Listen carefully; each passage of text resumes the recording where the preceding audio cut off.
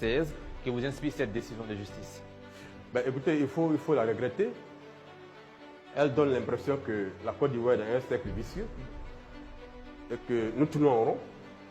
Parce qu'à chaque cycle de 5 ans ou 10 ans, les faits qu'on a vécus reviennent. Vous savez, il y a un film que j'ai vu dans lequel l'individu se lève chaque jour et revit chaque fois les mêmes faits de la veille. C'est dans ce film-là que nous sommes en Côte d'Ivoire. Comme si nous étions factuellement maudits et que les choses qui ont provoqué à des moments précis la déflagration, que nous avons juré de ne plus recommencer, nous rattrapent chaque fois que les enjeux reviennent. Donc cette irradiation de M. Tidiane Thiam de la liste électorale est regrettable. Après, c'est déjà fait.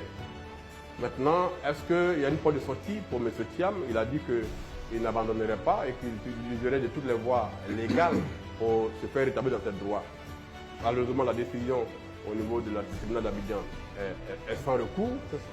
Et donc, on verra bien comment ils vont procéder pour le faire. Mais politiquement, ça alourdit encore une atmosphère qui était déjà alourdie. Vous voyez une décision infondée?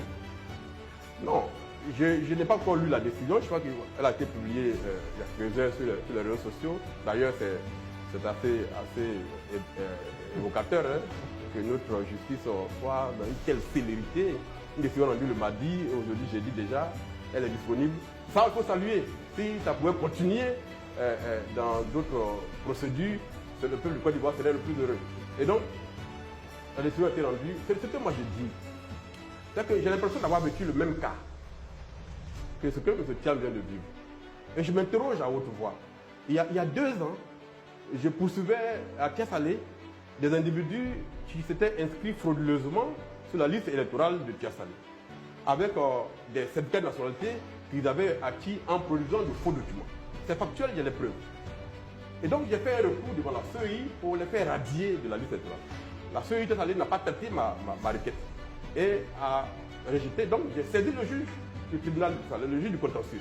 Et j'ai demandé la radiation de ces individus-là parce que le certificat de nationalité avec lequel ils se sont inscrits était frauduleux. Le juge m'a répondu ceci, qu'il est le juge du contentieux. Il n'est pas le juge de la contestation de la nationalité. Et que s'il est radie sur la base de ce que je demande que leur certificat de nationalité soit annulé, ça veut dire qu'il conteste la nationalité et donc il est incompétent. Et par conséquent, il est maintient sur la liste le temps qu'il passe une autre procédure devant le juge de droit commun pour faire annuler le certificat. Nous sommes dans cette procédure jusqu'à ce jour. J'ai l'impression que c'est le même cas dans lequel se trouve M. Thiam. Bon, là, ils ont tranché. Ça veut dire que le juge a considéré que M. Thiam, au moment où il s'inscrivait, n'était pas ivoirien. Or, la CEI, quelques jours plus tôt, a dit que M. Thiam s'était inscrit avec les pièces demandées par la loi et qu'elle n'avait pas vocation à se prononcer sur ces pièces. Bon. Et donc, moi je m'interroge si le juge était compétent à agir ainsi, mais la décision a été rendue. Il appartient au PDCI et à son leader de voir les voies qui leur sont ouvertes pour essayer de se faire établir dans leurs droits. Mais pardon,